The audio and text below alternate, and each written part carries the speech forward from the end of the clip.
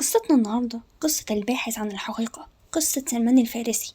أنا بقول إحنا نخلي سلمان هو اللي يحكي القصة دي، فهو هيكون أحسن مني جدا في السرد الصراحة.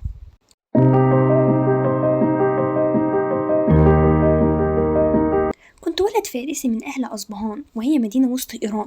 كان أبويا زعيم القرية دي، وكان بيحبني جدا لدرجة إنه بيحبسني في البيت زي ما البنات بتتحبس.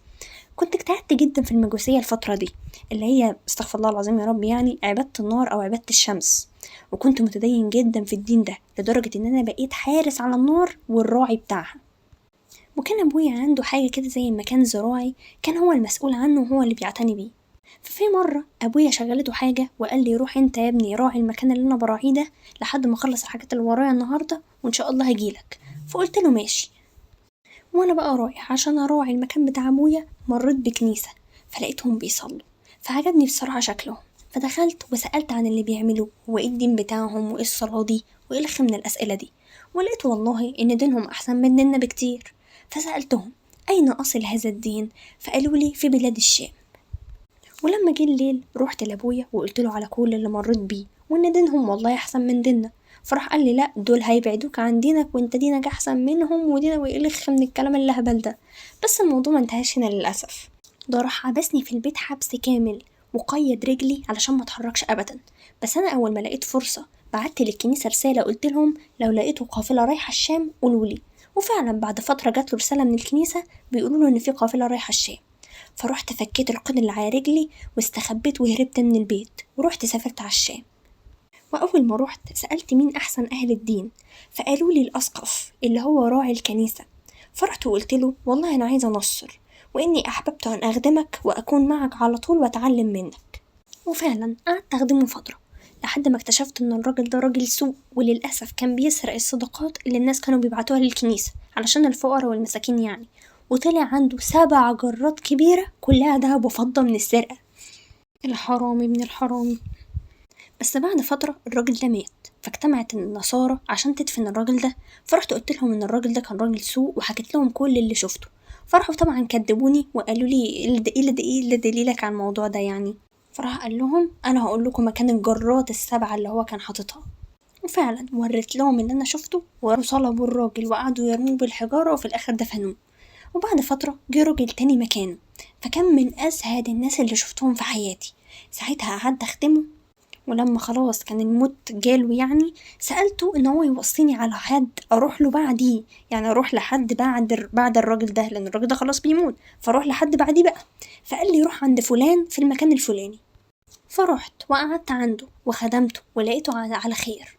وبرضه بعد فترة جه الراجل ده برضه جاله الموت وخلاص هيموت. فسألته انت توصيني على مين من بعدك، قال لي والله روح لفلان الفلاني في المنطقة الفلانية.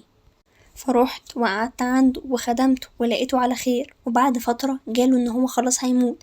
فسألته توصيني مين من بعدك، فقال لي روح يا ابني لفلان الفلاني. فروحت برضه وخدمته وقعدت معاه، ولما جاله الموت سألته نفس السؤال وقال لي روح لفلان الفلاني. فروحت وخدمته وقعدت معاه، وبرضه لما جاله الموت سألته نفس السؤال، بس المرة دي جابني إجابة مختلفة خالص. قال لي والله يا ابني مفيش حد على نفس الدين ونفس الخلق اللي كان عليه اللي انت كنت قاعد معاهم، بس في نبي هيخرج في أرض العرب اتبعه. وعلشان تعرف النبي ده بالظبط علاماته، يعني هو ليه علامتين: الأول إنه بيقبل الهدايا وما بيقبلش الصدقات، والتاني إن على ظهره ختم النبوة، وهو هيكون في مكان نخل عالي. وتوفى. فقعدت ادور على المكان ده لحد ما لقيته زي المواصفات اللي قالها لي، والمكان ده كان يثرب.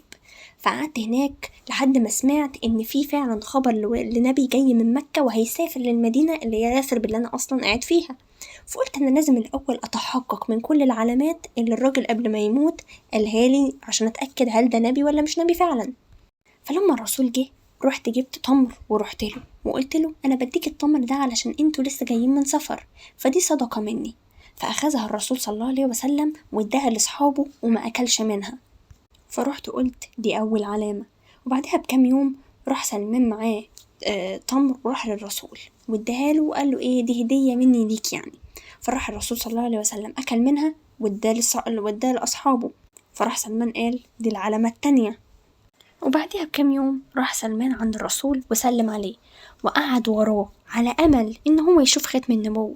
وكان الرسول صلى الله عليه وسلم لابس كده حاجة شبه الشال على كتفه، وسلمان حبيبي بيحاول يشوف أي حاجة لحد ما الرسول صلى الله عليه وسلم قعد يبصله كده وفهم هو سلمان عايز ايه.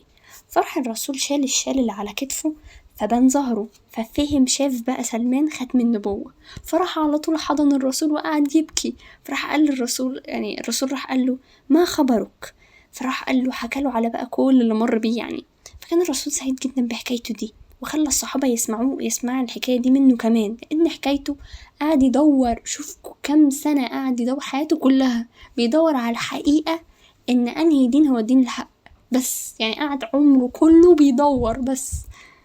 فبارك الله في سلمان الفارسي، والله تعب لأن هو قعد يبحث عن الحقيقة، حياة عمره كله بيبحث عنها، فاللي هو تعب بجد، وفعلا هو يستاهل لقب الباحث عن الحقيقة. بس كده خلصت الحدوتة. وما تنساش تشارك الفيديو ده مع حد انت بتحبه ممكن يستفيد منه، لانها قصة جميلة اوي. وطبعا يشرفني اشتراكك جدا وفعل الجرس، لان اليوتيوب بقاله كام فترة كده بيعمل حاجات غريبة يعني. بس كده، شكرا.